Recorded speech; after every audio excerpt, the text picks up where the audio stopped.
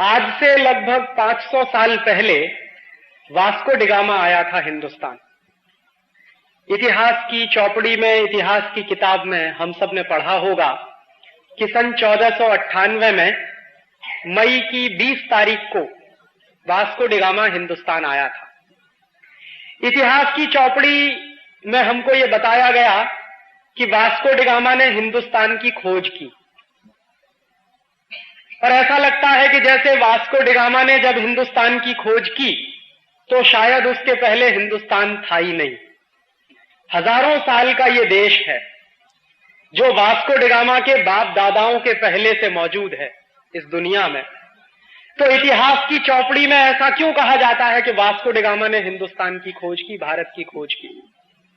और मैं मानता हूं कि वो एकदम गलत है। वास्को डिगामा ने भारत की कोई खोज नहीं की, हिंदुस्तान की भी कोई खोज नहीं की। हिंदुस्तान पहले से था, भारत पहले से था। वास्को डिगामा यहां आया था भारतवर्ष को लूटने के लिए।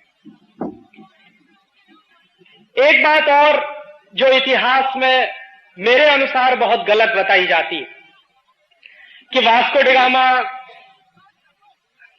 श्री हरिभाई देसाई समकालीन तंत्री बजाने के आवताली।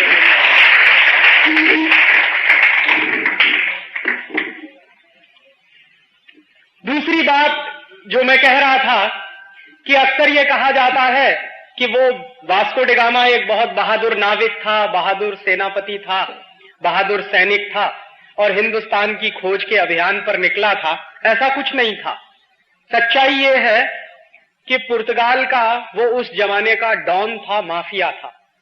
जैसे आज के जमाने में हिंदुस्तान में बहुत सारे माफिया किंग हैं, उनका नाम लेने की जरूरत नहीं है क्योंकि मंदिर की पवित्रता खत्म हो जाएगी। ऐसे ही बहुत सारे डॉन और माफिया किंग 15वीं शताब्दी में होते थे यूरोप में। और 15वीं शताब्दी का जो यूरोप था वहां दो देश बहुत ताकतवर थे उस जमाने में। एक था स्पेन और दूसरा था पुर्तगाल। तो वास्को डिगामा जो था वो पुर्तगाल का माफिया किंग था। 1490 के आसपास से वास्को डिगामा पुर्तगाल में चोरी का काम, लुटेरे पने का काम, डकैती डालने का काम, ये सब किया करता था। और अगर सच्चा इतिहास उसका आप खोजिए तो एक चोर और लुटेरे को हमारे इतिहास में गलत तरीके से हीरो बनाकर पेश किया गया। और ऐसा जो डॉन और माफिया था उस जमाने का पुर्तगाल का, ऐसा ही एक दूसरा लुटेरा और डॉन था, माफिया था, उसका नाम था कोलंबस। वो स्पेन का था। तो हुआ क्या था, कोलंबस गया था अमेरिका को लूटने के लिए और वास्को डिगामा आया था भारतवर्ष को लूटने के लिए। लेकिन इन दोनों के दिमाग में ऐसी बात आई कहां से, कोलंबस के दिमाग में ये किसने डाला कि चलो अमेरिका को लूटा जाए, और वास्को डिगामा के दिमाग में किसने डाला कि चलो भारतवर्ष को लूटा जाए? तो इन दोनों को ये कहने वाले लोग कौन थे? अतुल भाई जो बता रहे थे वही बात मैं आपसे दोहरा रहा हूं। हुआ क्या था कि 14वीं और 15वीं शताब्दी के बीच का जो समय था, यूरोप में दो ही देश थे जो ताकतवर माने जाते थे। एक देश था स्पेन, दूसरा था पुर्तगाल। तो इन दोनों देशों के बीच में अक्सर लड़ाई झगड़े होते थे। लड़ाई झगड़े किस बात के होते थे कि स्पेन के जो लुटेरे थे वो कुछ जहाजों को लूटते थे तो उसकी संपत्ति उनके पास आती थी। ऐसे ही पुर्तगाल के कुछ लुटेरे हुआ करते थे, वो जहाजों को लूटते थे तो उनके पास संपत्ति आती थी। तो संपत्ति का झगड़ा होता था कि कौन कौन संपत्ति ज्यादा रखेगा, स्पेन के पास ज्यादा संपत्ति जाएगी या पुर्तगाल के पास ज्यादा संपत्ति जाएगी। तो उस संपत्ति का बंटवारा करने के लिए कई बार जो झगड़े होते थे वो वहां की धर्म सत्ता के पास ले जाए जाते थे। और उस जमाने की वहां की जो धर्म सत्ता थी वो क्रिश्चियनिटी की सत्ता थी। और क्रिश्चियनिटी की सत्ता में 1492 के आसपास पोप होता था जो 6th कहलाता था, 6वां पोप। तो एक बार ऐसा ही झगड़ा हुआ पुर्तगाल और स्पेन की सत्ताओं के बीच में। और झगड़ा किस बात को लेकर था? झगड़ा इस बात को लेकर था कि लूट का माल जो मिले वो किसके हिस्से में ज्यादा जाए। तो उस जमाने के पोप ने एक अध्यादेश जारी किया, आदेश जारी किया, एक नोटिफिकेशन जारी किया सन 1492 में। और वो नोटिफिकेशन क्या था? वो नोटिफिकेशन ये था कि 1492 के बाद सारी दुनिया की संपत्ति को उन्होंने 2 हिस्सों में बांटा, और 2 हिस्सों में ऐसा बांटा कि दुनिया का एक हिस्सा पूर्वी हिस्सा और दुनिया का दूसरा हिस्सा पश्चिमी हिस्सा। तो पूर्वी हिस्से की संपत्ति को लूटने का काम पुर्तगाल करेगा और पश्चिमी हिस्से की संपत्ति को लूटने का काम स्पेन करेगा। यह आदेश 1492 में पोप ने जारी किया। यह आदेश जारी करते समय जो मूल सवाल है वो ये है कि क्या किसी पोप को यह अधिकार है कि वो दुनिया को 2 हिस्सों में बांटे और उन दोनों हिस्सों को लूटने के लिए 2 अलग अलग देशों की नियुक्ति कर दे। स्पेन को कहा कि दुनिया के पश्चिमी हिस्से को तुम लूटो, पुर्तगाल को कहा कि दुनिया के पूर्वी हिस्से को तुम लूटो, और 1492 में जारी किया हुआ वो आदेश और बुल आज भी एग्जिस्ट करता। ये क्रिश्चियनिटी की धर्म सत्ता कितनी खतरनाक हो सकती है उसका एक अंदाजा इस बात से लगता है कि उन्होंने मान लिया कि सारी दुनिया तो हमारी है और इस दुनिया को 2 हिस्सों में बांट दो। पुर्तगाली पूर्वी हिस्से को लूटेंगे, स्पेनिश लोग पश्चिमी हिस्से को लूटेंगे। तो पुर्तगालियों को चूंकि दुनिया के पूर्वी हिस्से को लूटने का आदेश मिला पोप की तरफ से, तो उसी लूट को करने के लिए वास्को डी गामा हमारे देश आया, क्योंकि भारतवर्ष दुनिया के पूर्वी हिस्से में पड़ता है। और उसी लूट के सिलसिले को बरकरार रखने के लिए कोलंबस अमेरिका गया। इतिहास बताता है कि 1492 में कोलंबस अमेरिका पहुंचा और 1498 में वास्को डी गामा हिंदुस्तान पहुंचा, भारतवर्ष पहुंचा। कोलंबस जब अमेरिका पहुंचा तो उसने अमेरिका में जो मूल प्रजाति थी रेड इंडियंस, जिनको माया सभ्यता के लोग कहते थे, उन माया सभ्यता के लोगों से मारकर पीटकर सोना चांदी छीनने का काम शुरू किया। इतिहास में यह बराबर गलत जानकारी हमको दी गई कि कोलंबस कोई महान व्यक्ति था। महान व्यक्ति नहीं था, अगर गुजराती में मैं शब्द इस्तेमाल करूं तो नराधम था। और वो किस हद दर्जे का नराधम था, सोना चांदी लूटने के लिए अगर किसी की हत्या करनी पड़े तो कोलंबस उसमें पीछे नहीं रहता था। उस आदमी ने 14-15 वर्षों तक बराबर अमेरिका के रेड इंडियन लोगों को लूटा, और उस लूट से भर भर कर जहाज जब स्पेन गए तो स्पेन के लोगों को लगा कि अमेरिका में तो बहुत संपत्ति है, तो स्पेन की फौज और स्पेन की आर्मी फिर अमेरिका पहुंची, और स्पेन की फौज और स्पेन की आर्मी ने अमेरिका में पहुंचकर 10 करोड़ रेड इंडियंस को मौत के घाट उतारा। 10 करोड़। और ये 10 करोड़ रेड इंडियंस मूल रूप से अमेरिका के बाशिंदे थे।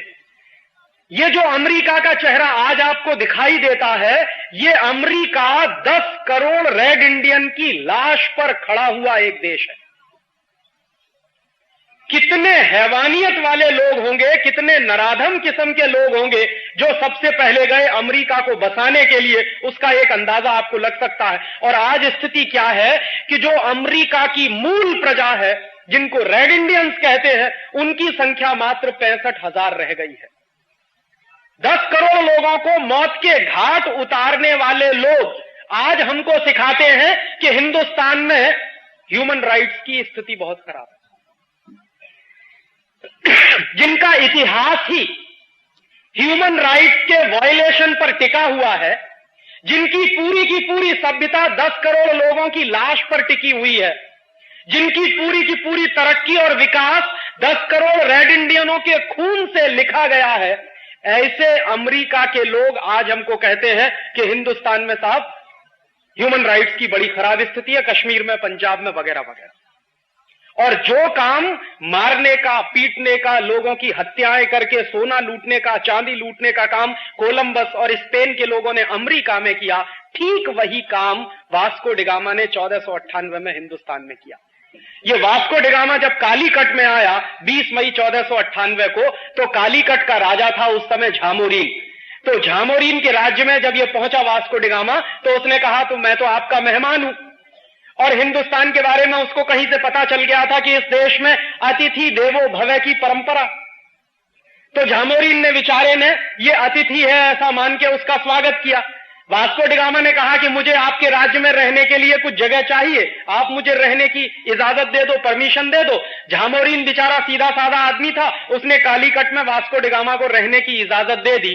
जिस वास्को डिगामा ने झामोरीन के राजा को अतिथि बनाया, उसका आतिथ्य ग्रहण किया, उसके यहां रहना शुरू किया, उसी झामोरीन की वास्को डिगामा ने हत्या कराई और हत्या करा के खुद वास्को डिगामा कालीकट का मालिक बना।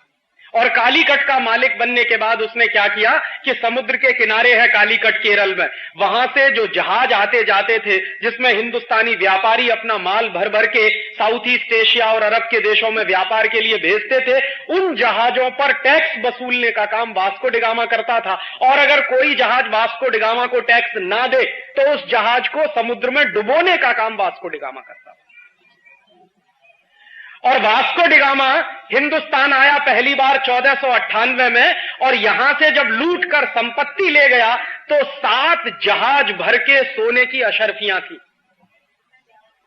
पोर्चुगीज सरकार के जो डॉक्यूमेंट्स हैं वो बताते हैं कि वास्को डिगामा पहली बार जब हिंदुस्तान से गया, लूट कर संपत्ति को लेकर गया, तो 7 जहाज भर के सोने की अशर्फियां। उसके बाद दोबारा फिर आया Vasco da Gama. Vasco da Gama Hindustan में 3 बार आया लगातार लूटने के बाद, चौथी बार भी आता लेकिन मर गया। दूसरी बार आया तो हिंदुस्तान से लूट कर जो ले गया वो करीब 11 से 12 जहाज भर के सोने की अशर्फियां थी। और तीसरी बार आया और हिंदुस्तान से जो लूट कर ले गया वो 21 से 22 जहाज भर के सोने की अशर्फियां थी। इतना सोना चांदी लूट कर जब वास्को डिगामा यहां से ले गया तो पुर्तगाल के लोगों को पता चला कि हिंदुस्तान में तो बहुत संपत्ति है, और भारतवर्ष की संपत्ति के बारे में उन्होंने, इतनी पूंजी है, इतना पैसा है भारतवर्ष में, तो चलो इस देश को लूटा जाए। और उस जमाने में एक जानकारी और दे दूं, ये यूरोप वाले और अमेरिका वाले जितना अपने आप को विकसित कहें, सच्चाई ये है कि 14वीं और 15वीं शताब्दी में दुनिया में सबसे ज्यादा गरीबी यूरोप के देशों में थी। खाने पीने को भी कुछ होता नहीं था, प्रकृति ने उनको हमारी तरह कुछ भी नहीं दिया, ना उनके पास नेचुरल रिसोर्सेज हैं जितने हमारे पास है, न मौसम बहुत अच्छा है, न खेती बहुत अच्छी होती थी, और उद्योगों का तो प्रश्न ही नहीं उठता। 13वीं और 14वीं शताब्दी में तो यूरोप में कोई उद्योग नहीं होता था। तो उन लोगों का मूलतः जीविका का जो साधन था वो लुटेरेपन के काम से जीविका चलाते थे, चोरी करते थे, डकैती डालते थे, लूट डालते थे।